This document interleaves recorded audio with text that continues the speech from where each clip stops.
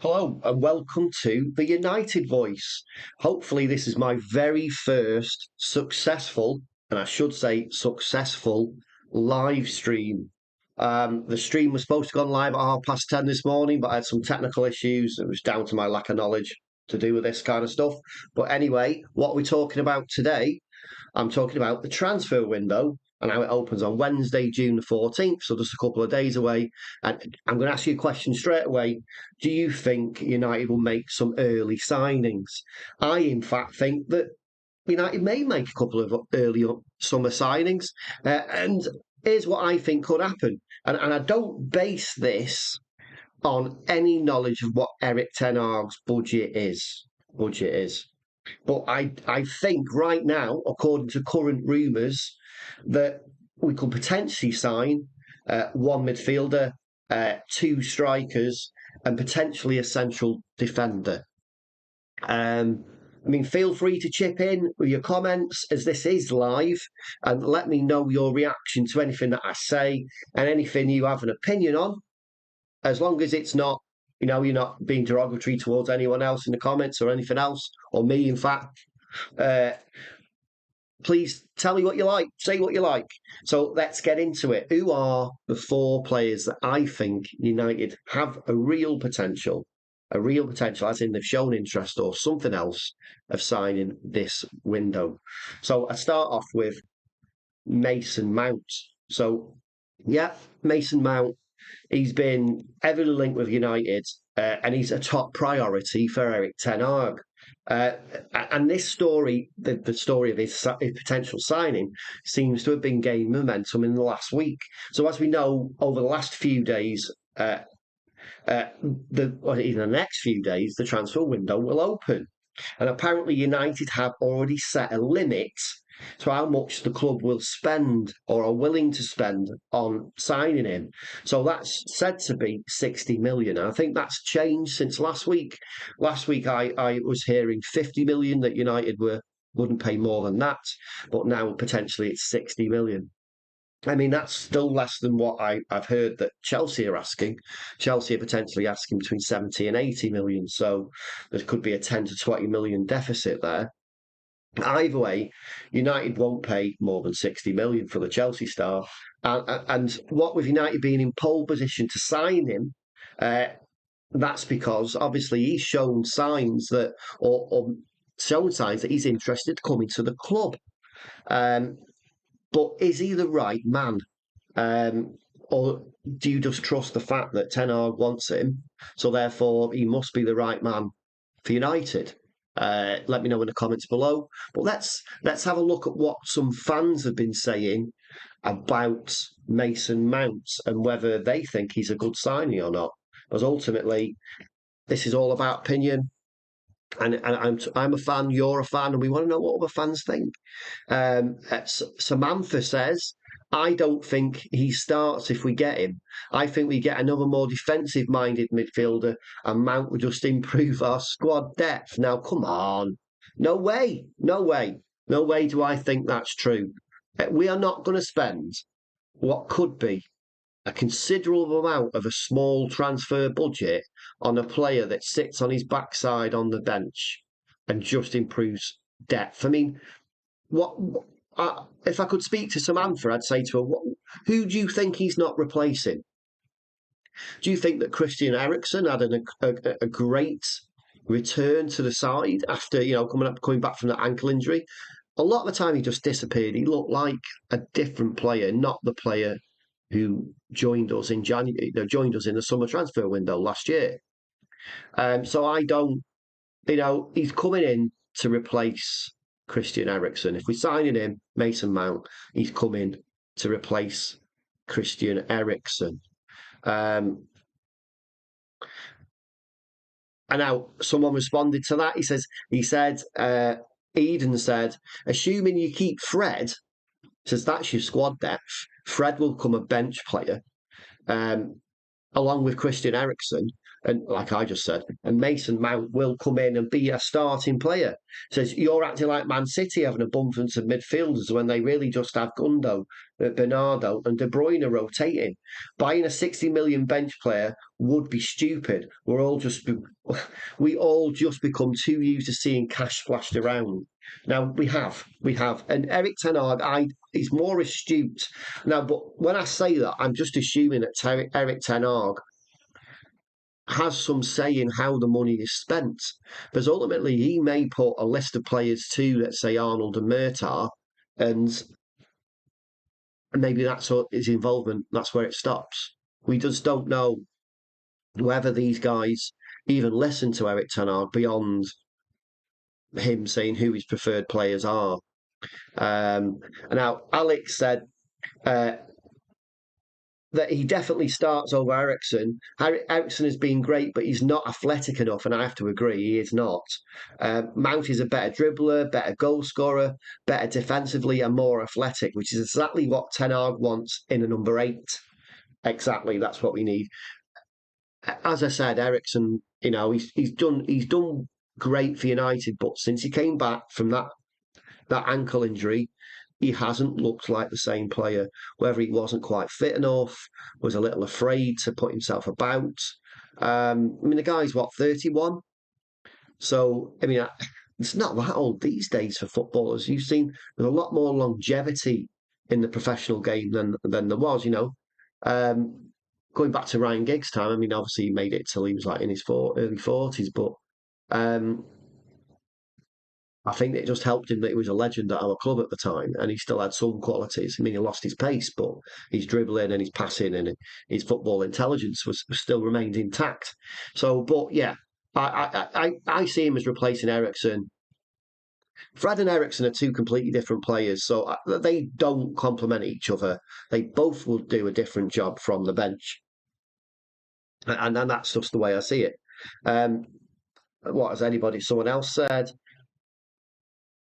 Mike says that I think people are just judging people based on Mount's poor last season. So he had a poor season for Chelsea, he had a poor season for England, but he was Chelsea's player of the season twice, and he had a massive influence on that Champions League win. So I think you've just got to trust Erik Ten Hag's eye for spotting a quality player. Well, I think the players he's brought in so far have done well. I mean, yeah, the question marks over Anthony still, and there's still some question marks potentially over Malacia, but they're both young and they still have room to improve. So they're not, I don't think Erik Ten Hag has had a flop of a signing just yet. What do you think? Let me know in the comments. Let me know in the comments. So let's move on. So, who is my number 2? Who would I choose next on this list? So obviously, strikers. What does the club need? What does the team need? It needs more goals. It needs more goals. So let's talk about Rasmus Højlund. I mean, obviously, he's been heavily linked to United, and it looks like he really does want to come to the club. Atalanta paid Stern Graz £15 million for him in the last summer transfer window. And it's expected that United might pay somewhere in the region of 30 to 40 million pound for him to get him to prize him away from Atalanta, which is a significant profit for the Italian side. But at the end of the day, if you want to prize a player who's still in a contract away from a club who he's been scoring goals for, then you're probably going to have to pay, aren't you? But how many goals did he score last season? He scored 10 in 34 games for Atalanta. That's across in all competitions. So it's not a great return. And maybe like me, you're thinking, well, we could find better. We could find better.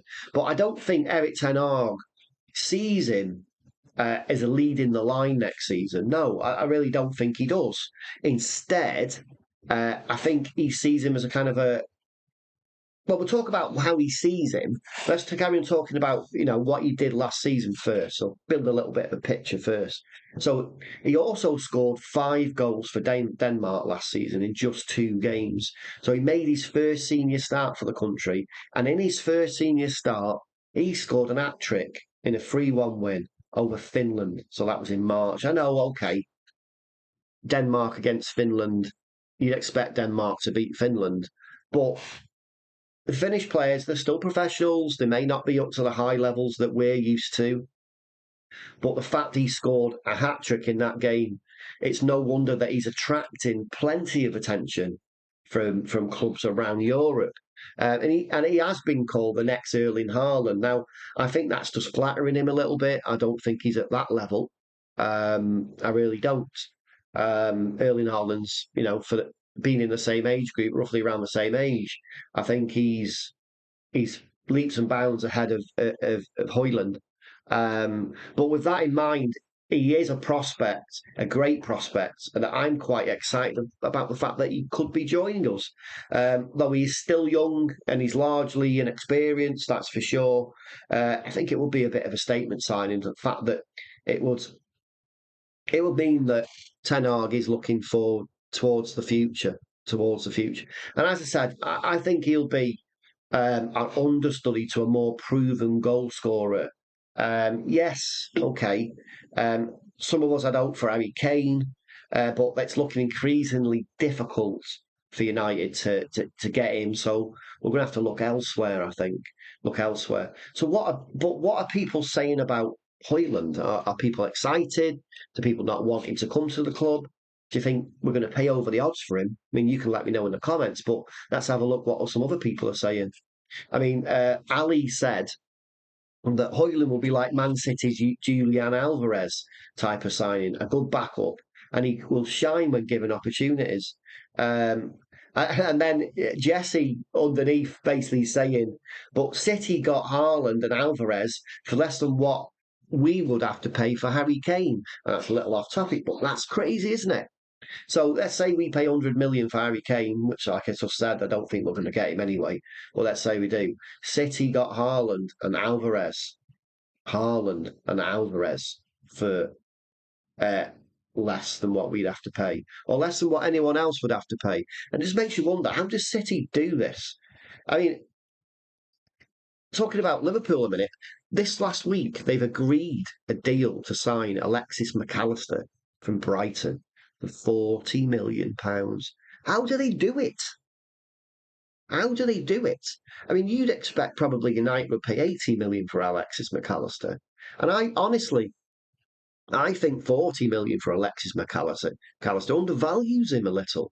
Maybe it's a deal with 40 million and 30 million in installments or something. I don't know what all the details are on that, but 40 million does seem like an incredibly low. Um, but talking about Højlund again, um,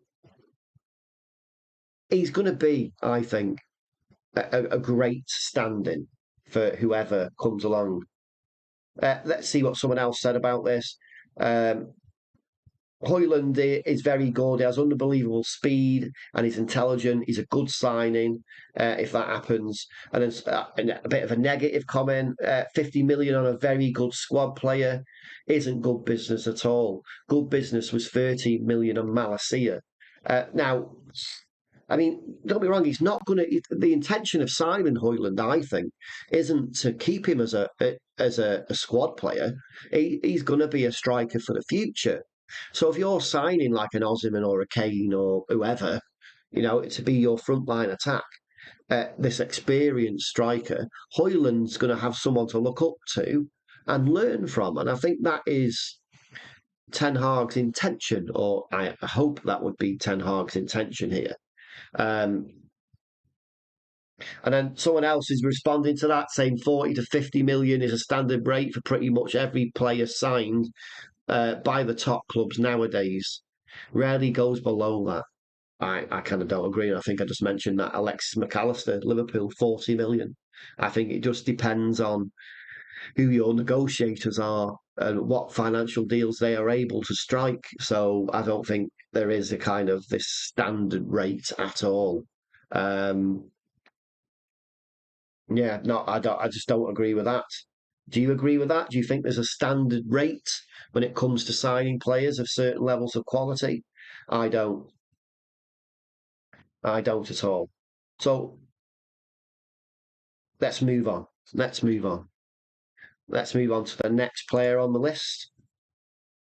So the next player on the list is a defender, and he's another player that's been linked with United heavily throughout the last few months, and that's Kim Min-Jae. Now, obviously, Kim Min-Jae has this clause in his contract which United can activate between the 1st of July and the 15th of July this summer. So, next month. And that will allow us to get him for 60 million euros, which is roughly about 51 million pounds. So that would bring the 20-year-old centre back to the club. Now, my only concern with that is this. If Harry Maguire, now I published a video earlier today about 9 o'clock this morning. You can see it on in the channel. And it's about how Harry Maguire, if he doesn't leave United, could put a stop to the Kim Min-Jae deal. Now, why was that? Well, without you watching that video, we'll just give you a quick hint on what that is. All to do with the fact that it's been said that Erik Ten Hag has to sell before he can buy, because Harry Maguire's on 200 grand a week already. He's on 200 grand a week now and he doesn't start every game. So basically, what that'll do is that'll put off other teams from signing him because that's a massive wage. Declan Rice was offered £200,000 a week by West Ham and he turned it down. But Harry Maguire, he's happy to sit on the bench, got no aspirations, picking up a wage. But also the fact that United qualified for the Champions League means that the players are due a pay rise because of it. It's baked into their contracts. So that will only push Maguire's wage up. So, watch that video if you want to know more about that. There's more details about potentially clubs that are in for him and things like that. So if you want to know more about that, go watch that video. But as for Kim Min-Jae, I also don't see why he would come to United. I'll tell you why. Because we've already got Varane, we've got Martinez, and we've got Lindelof. Lindelof is a solid third choice centre back. And I just feel that Kim Min-Jae would have to fight for a starting position. Whereas now he's guaranteed one. He's guaranteed a starting position.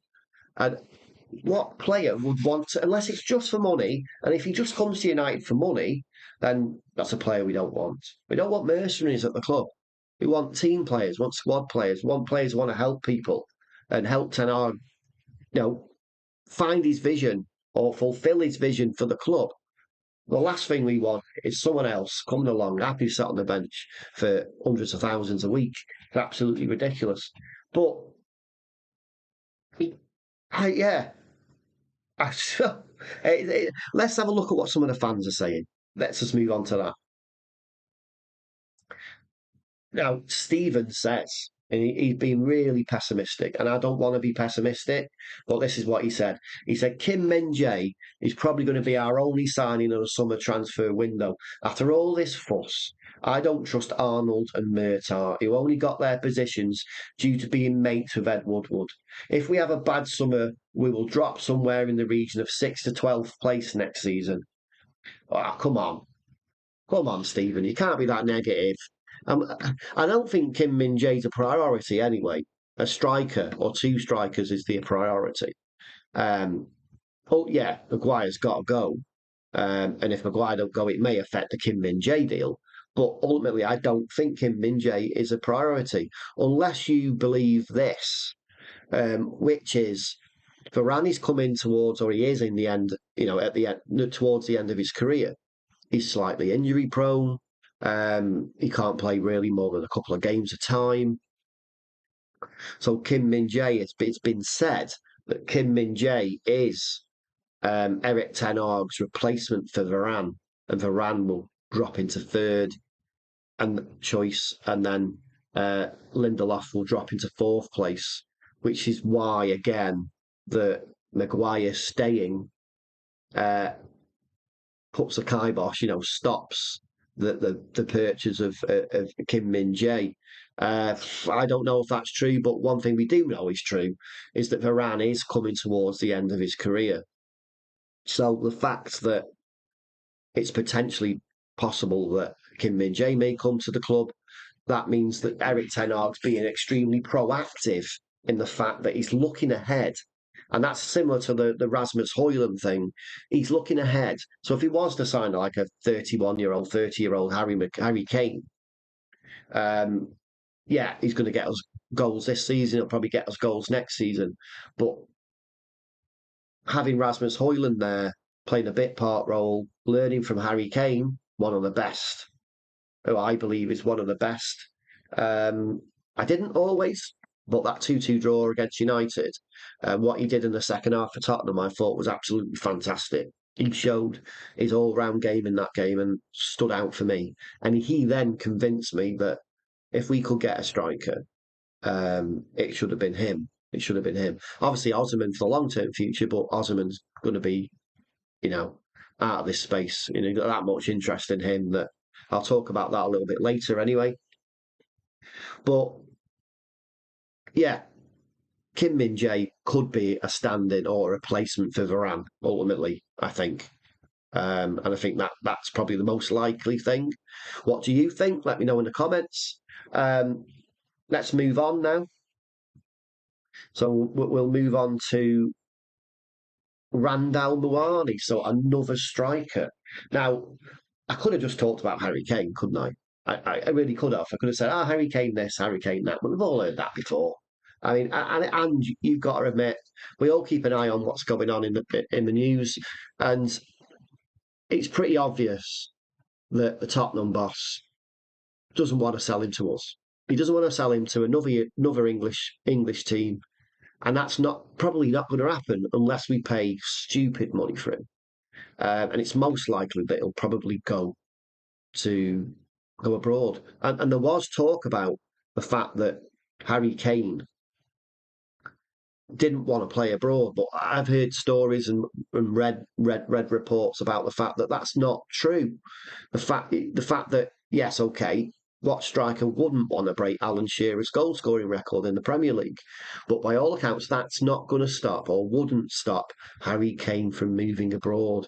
And there's been many Real Madrid bigwigs, ex-players, world stars come out saying messages out to Harry Kane saying, you'd be a fool to turn down Real Madrid. I mean, I think he'd be a fool to turn down Manchester United. But when Daniel Levy doesn't want to sell his top player to another English side, then what can we do? We've got to look elsewhere. And that's where Randal Muani comes in. So Muani's 24 years old, and he has been of late in the last week on the rumour list. He has, and Erik Ten Hag has supposedly talked to his people. And he has had, should I say, a very productive first season at Eintracht Frankfurt, scoring 23 goals in 46 games across all competitions. Now, 23 games, you don't have to be a mathematician to understand that 23 goals in 46 games is one goal in 2 games. Absolutely excellent for a striker in the Bundesliga. Absolutely excellent. And for that alone, I'd probably welcome him into the side. I mean, a bit of a comedy point now. Wout Weghorst, before he came to the club on loan, it was said that he was a 1 in 2 goal scorer, and I think he was a 2 in 30 goal scorer ultimately. So absolute joke. An absolute nice guy, yes, but from a striking footballing point of view, an absolute joke. And I don't know where those stats came from. I just remember at the time reading about it, and I remember my son's getting a little bit excited. He's a 1 in 2, Dad. He's a 1 in 2. And I thought, oh yeah, well let's wait and see. And we didn't see, did we? He did nothing. Did nothing. Anyway, Muani obviously is a French international player, and he's got the ability to sniff out goal scoring opportunities, and he also has the ability to, creative prowess.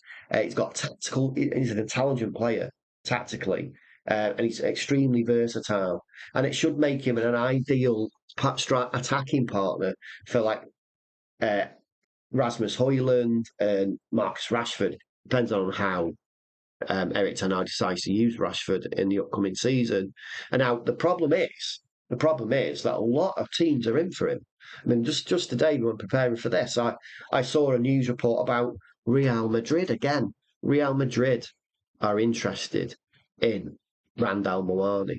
So, but I think the only saving grace that I've read about is that Muani apparently has spoken with Erik Ten Hag and has given indications that he would come to United.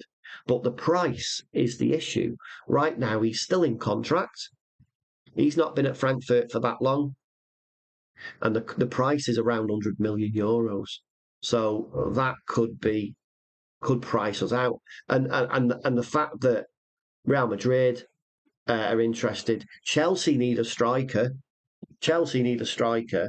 So, and Todd Bowley's not been scared of spending. We saw how much they spent in the January transfer window, and in the summer. It may inflate that price beyond 100 million, which is absolutely ridiculous. And I think that's what will happen with Osimhen as well. By the way, I think Osimhen's price will get blown out of all proportions, and just, especially not knowing Ten Hag's transfer budget, I don't think he's going to have 120 million, 130 million to spend on one player. I just don't think that's possible. Would you spend that much on a Randal Muani? I don't think I would. I would spend that kind of money on Victor Osimhen. I definitely would. I'd probably spend 80, 90 on Harry Kane, push 100. I mean, but the danger of a Harry Kane transfer pursuit is that we could be forced to drag that out, and we don't want another transfer saga. Let's have a summer where everything gets done early, and all those players can go on a pre-season tour with Erik Ten Hag and get to know their teammates, get to know the system. We don't have any messing around again. We just don't have any. But there are so many aspects that point towards that is what's going to happen. Just history, anyway, based on the last few seasons. But also the fact that we've still got Arnold and Murtaugh. The Glazers haven't sold. Ten Hag probably won't have the budget he needs. And the fact that he really wanted Harry Kane, he could still go for Harry Kane, which could drag it out throughout the whole summer and affect us when it comes to signing the likes of Rasmus Højlund or Mason Mount. It could affect other things. I mean, ultimately, it could be that we just sign one kind of marquee signing, so a big striker, and bring in a couple of free transfers, like a Rabiot, wouldn't cost us anything, but ultimately, his wages are quite expensive. But Juventus don't want him back. Why do they not want him back? What is it about him that he didn't fit? I know we were linked with him a season or two ago, but Erik Ten Hag, is he a player that Erik Ten Hag wants, or is he would he be a player that Erik Ten Hag would have to settle for? Where Randal Muani is concerned, let's go back and have a look at what some fans have said about him. So Muani is good. This is what Maria said, by the way. Muani is good. He has the trickery and quick feet and the burst of pace to beat defenders. When we struggle against low block, he can unlock the defence. Now, yeah, okay, that's great. We need players who are quick on the ball, who are intelligent, who can play with the ball and without the ball. And Muani is a player who can do that. But Waltz says in response to Maria, he says, Muani is crap. Let's not get it twisted. He can't be our out and out striker. Now, he's not crap, is he? I've seen a bit of him this season. I've watched a few of those YouTube videos, where dance music as such, and the players doing all these, scoring all these goals and doing this trickery. They stand out in those videos. But in response, the stats don't actually stack up that he's actually crap. The stats say he's similar to Marcus Rashford, that he can play left wing, centre forward, and right wing as a typical striker, such as Højlund, which is great. And he's a good passer too, which we do need that in the squad. I mean, Anthony, Bruno, and Rashford tend to shoot a little rashly at times, or keep the ball to themselves and not pass. And we do need more well-rounded team players who, yeah, we just need more rounded team players really in the side. Um, Iro says that Muani really is a reconverted winger. So he was a winger. And really, we need an out and out striker, a box to box type player. None of this ticky tacky kind of false nine crap. And I have to agree to him, but I don't think Ten Hag's going to be signing a Muani, Randal Muani for that. He'd be signing him to be a number nine. I mean, the guy scored 23 goals in 46 games in the Bundesliga. So in a way, he's a proven goal scorer. The only issue would be, can he do it in the Prem? Now, if he's got technical ability, he's got pace, he can read a game, he has situational awareness, and obviously he can strike a ball with both feet. Let's say, inside of his foot, laces, and outside of his foot. Then we've got to give him a try, and it's got to be in Ten Hag we trust, hasn't it? Ultimately, we can't be second guessing Erik Ten Hag and why he might want these players. I mean, today he's the boss, and I think if Erik Ten Hag wants them, I'm all for it. What do you say? Are you for Muani or not? Or I mean, the other option, I mean, for me would have been Giancarlo Ramos, but the rumours and the stories around him have kind of quietened down a little bit, and maybe his price wasn't going to be cheap either. And I think he was the guy that Lionel Messi kind of pointed out, wasn't he? If I remember right. Was that right? I can't quite remember. But I know that Lionel Messi did suggest a player, and I think it was Giancarlo Ramos. Um, and he's the guy that came on for Ronaldo was taken off at the World Cup, and Giancarlo Ramos came on and he scored goals for Portugal. So he looks like he's another player who looks like a star of the near future. And there are quite a few stars of the near future from a striking and probably midfield positions, central midfield positions coming along. You can see what this next batch of top players are going to look like. And obviously that includes Erling Haaland, but we didn't get him. Yes, Ole Gunnar Solskjaer, when he was Mulder, manager of Mulder, or afterwards that was, came to United, told the directors, "Have you seen this young lad Haaland? I suggest you sign him." And for whatever reason, they decided not to do it. It was Ed Woodward, never listened to anyone else but himself. Um, and that's where we are. Where we are, we miss out on all these top talents, which is why, again, Carlo Ramos and Muani, Rasmus Højlund are the future. Yes, okay, Rasmus Højlund may not be that out and out lead the line striker right now, because of the three I've been talking about. So Højlund, Muani, and then let's say Ramos. Of those three, Højlund is the least prepared to lead a line, I'd say. Whereas Muani and Giancarlo Ramos, yeah, okay, they can come in, they can lead a line, they're proven goal scorers. It's just whether, coming from Portugal to the Premier League, is that just a massive leap? I'm not sure. But Muani coming from the Bundesliga, I'm pretty sure that's less of a leap, and there's more chance of him coming in and leading the line. But I don't think he'd be my first choice, and especially considering how much he'd cost. Let me know what you think in the comments below. Um, yeah, and that's my first very first live stream.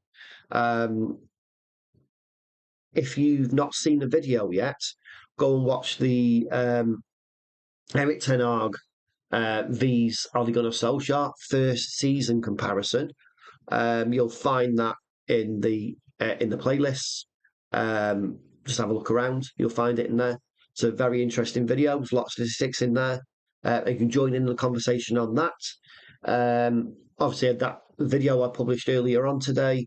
That's the Harry Maguire and how the more detail that I provided in this video about how he may scupper the King Min-Jae deal, and teams that are potentially interested in signing or even loaning Harry Maguire. You can go and find out more about that there. And I'm just going to sign off now and say thank you for watching. If you haven't liked the video, please like the video. Please leave your comments and let me know what you thought of this video or what you think about the players that I've mentioned. Yeah, please smash a like. And if you don't subscribe, please subscribe. Thanks for watching.